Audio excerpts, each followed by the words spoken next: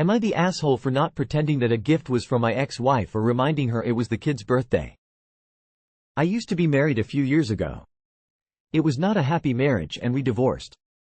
She needed to go back to work after the divorce and her quality of life isn't where it was when we were married. Due to this, she hasn't handled the transition well and I got primary custody. She sees them on weekends. It was my middle child's birthday yesterday. She got 0 calls from mom. No present was dropped off and she didn't go toddy party. She was invited. She is 12 years old and noticed right away. She was not happy at all and apparently she promised her that she would at least call. My daughter sent quite a mad message to her and is ignoring any messages from her mom at the moment. She gave me a call pissed. She called me a asshole for not reminding her at the minimum and that I could have pretended a gift was from her. I told B it is not my problem and it's not my fault she can't remember basic things. I don't know if I went too far.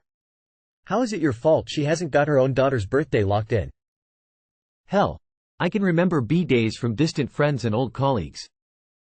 Not the asshole remind her that parenting is a 50-50 job, you did your half. She's just angry she dropped the ball and is looking for someone to blame due to guilt. For your daughter's sake, it would help to maybe let her know mom is stressed with working like most of us now and an adjustment to her lifestyle has affected her ability to be present sometimes. Obviously the ex's sensibilities are irrelevant. The child's well-being is the real concern. While a cover-up might have been a band-aid to bigger injury being inflicted, kids seeing an uncaring parent for who they really are creates more resilience for when it is needed most. In the teens and beginning of young adulthood where emotions already are a volatile cause of turmoil. We don't want them to be disappointed and hurt or being alienated from a parent, but we don't want them to be unable to handle it when there is no positive change forthcoming. Consider therapy if there is none at the moment. She gave me a call pissed. She called me a asshole for not reminding her at the minimum and that I could have pretended a gift was from her. Not the asshole. You are no longer married, nor her social secretary, nor her get-out-of-jail-free card. She's an adult, and if she disregards her kid's birthday, it's on her. I feel for your daughter, but it's not her or your fault. If her mom wants a relationship with her, she needs to do at least the minimum, which apparently she's an utter failure at. Not the asshole. How does someone who carried a child for 9 months and birthed her forget the day their child was born? She's tough. She was invited to the party and is mad you didn't remind her to show up? How many others received reminders? Not the asshole, but she sure is. Therapy for your daughter needs to start soon, and for your other children if it hasn't already. Not the asshole. It's not your job to cover for her. If she can't remember when her own child's birthday is, then she deserves whatever ire her kid throws at her for that.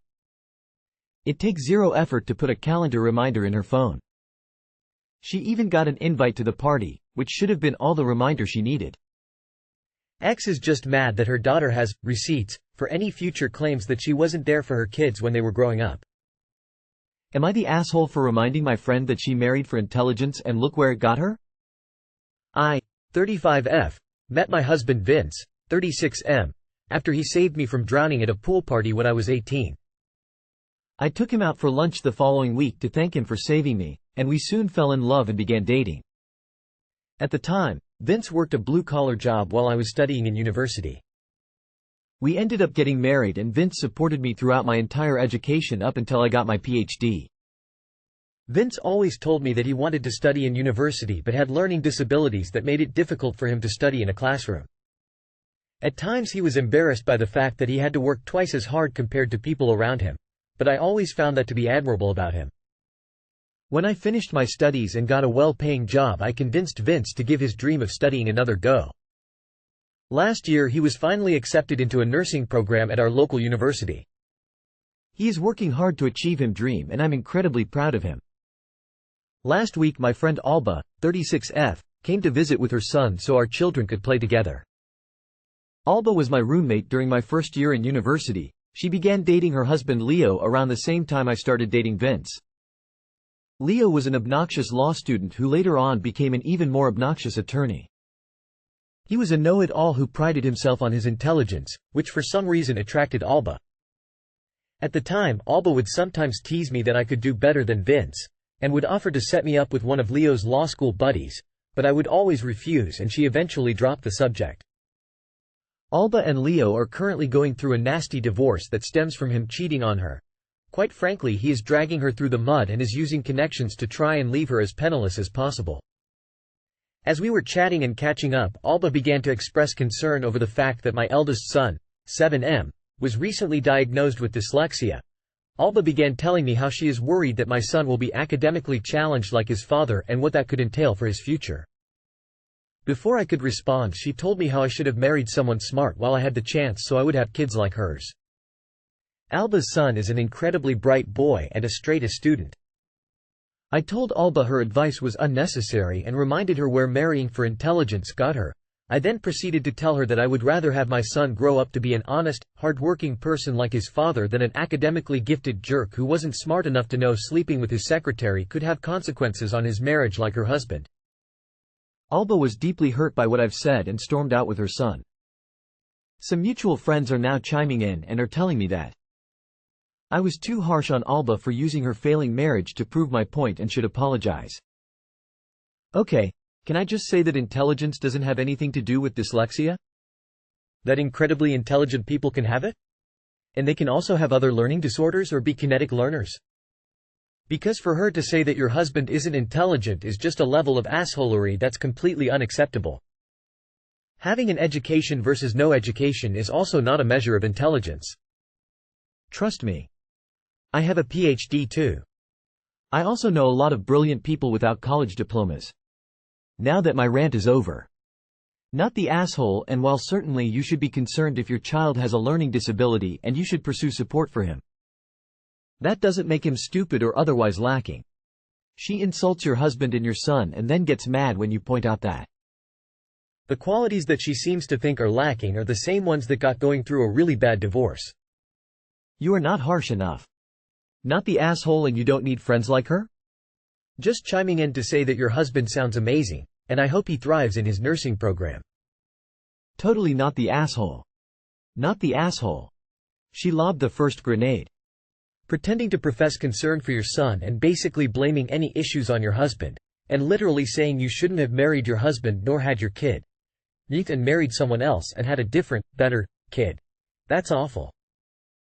Not the asshole. Alba was enjoying the view from her high horse after being dragged through the mud. She thought, here is my opportunity to show I'm still better than someone else, and took a way lower blow than you did. She attacked your innocent young child's intelligence and basically said his future accomplishments won't matter when compared to her own kid. You on the other hand went after an obnoxious, cheating, asshole whom she chose to be with. Hopefully Alba can get over herself, cause otherwise her son will have no friends. Dyslexia has nothing to do with intelligence, and if she was actually smart she'd know that. Am I the asshole for getting my disappointed son a Slurpee? My 8-year-old son had a class trip yesterday. He was very excited in the days leading up to the trip, mainly because of a specific attraction he was hoping to see.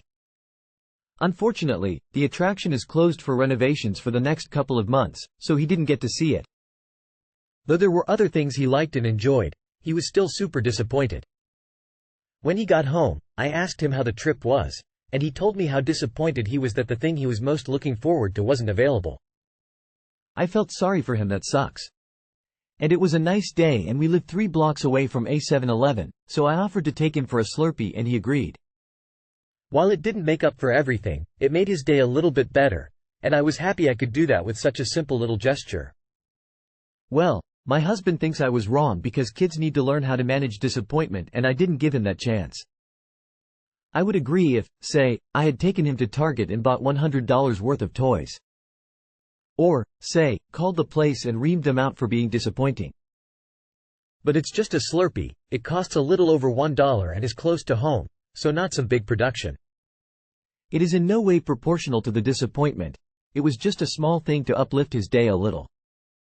My husband argues that in the real world, you just have to suck it up when disappointed, but I said that's not entirely true. Adults in the real world absolutely treat themselves to minor things when they have a rough day. It wouldn't be an excuse to run up the credit card, but it is not crazy or unusual to get oneself a Slurpee or a chocolate bar on a tough day. Anyway, just wondering who's right here. Am I the asshole, and did I handle the situation badly by getting my son a small treat because he was disappointed? Not the asshole. You don't need to justify a fucking Slurpee. Your husband must have had a bummer of a childhood. Not the asshole. Your kid did learn how to deal with disappointment. He did had to process his feeling about not saying this attraction.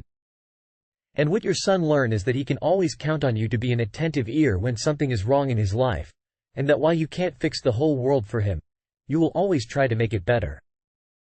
I think you did a good job. Sounds like your husband may be going through a hard time. Or he grew up with hardline parents. Either way, you're not the asshole. Not the asshole. When my husband has a bad day, I like to pick up his favorite candy, drink on my way home for him. Not because he expects me to, but because I like to do nice things for people I care about. In the real world, your son will probably have several people throughout his life do small gestures for him, i.e. buying the Slurpee, when he has a bad day. You weren't teaching him to expect gifts when he's disappointed. You were doing a small, sweet gesture for someone you care for. If anything, you're teaching your son that going out of your way to do something kind, even something as small as getting a Slurpee from the gas station, can mean a lot to people and is a nice thing to do. Not the asshole. Let me get this straight. Son was sad, son came to terms with it, and mom made it a better day. He's upset you made your son happy? Weird, but okay. Yes, you're absolutely right, because all adults treat themselves, me included, so why should your son be an exception because dad wants to make this into a life lesson? At 8 years old? Geez, he sounds like he has a screwed view of the world if he's trying to teach a life lesson about disappointment to an 8-year-old. Let him have a childhood at least before her husband ruins him with his screwed vision of the world. At least he has an amazing mother there for him no matter what. You are doing great, mama, so don't stress about the little things. So, you son, at age 8, articulated clearly that while there were some cool things he saw and enjoyed, he still felt really disappointed that he didn't get to see the thing he'd been excited to see for a while. I mean, sounds like he handles disappointment just fine to me. Better, in fact, than some adults. I don't see rewarding that kind of behavior as a bad thing at all. Not the asshole. Am I the asshole for not letting my step-nephew spend time at my house anymore? My brother Nick, 35 male, is married to Rachel, 34 female, and is stepdad to her son Colton, 9 male. Rachel and her ex split custody of Colton, so he's at their house 50% of the time and the other 50% he's with his dad's family. Something that is kinda relevant is Nick does not play an active parenting role in Colton's life. He's basically the backup, the fun uncle figure, but parenting is only between Rachel and her ex, and Nick is not allowed to discipline Colton or handle parenting matters. So I've been dealing with Rachel alone on this issue. I have 2 boys. My oldest is 8 and my youngest is 4. Because my oldest and Colton are so close in age, Rachel wanted them to spend as much time together as possible, and she asked if we could take Colton after school in an informal agreement. We had agreed he could come to my house until 5 p.m., but when it came into practice, he would be here until 7 p.m. or later, and Rachel never picked Colton up before then, even if I called. Colton was taught that if you're in a family member's home, you can take what you like and don't have to ask. So while he was in my house, he eat and drink so much of our stuff. In one day before, he drank an entire 6-pack of Sprite that he went outside to get, a big share bag of Doritos, 3 chocolate bars, a bag of gummy candies and cookies I had left out of the way for later. I spoke to him and said he should ask before taking in the future, and he told me he didn't need to ask, and his mom said he should eat when he wants to. I talked to Rachel about this and she scolded me for bringing this to Colton at all. She said if it's in my house he should be able to eat or drink as much of it as he likes. There was also the added fact that he was here for dinner time and I couldn't just let him sit there day after day and watch us eat, so I started making enough for him too, but then he'd take the things he liked off my son's plates and he'd leave what he didn't like. Veggies and meats usually, and less nuggets. Again, this was a conflict with Rachel because I told Colton not to do it and tried to make him apologize. Colton told Rachel about it and she was pissed off at me for trying to discipline her son.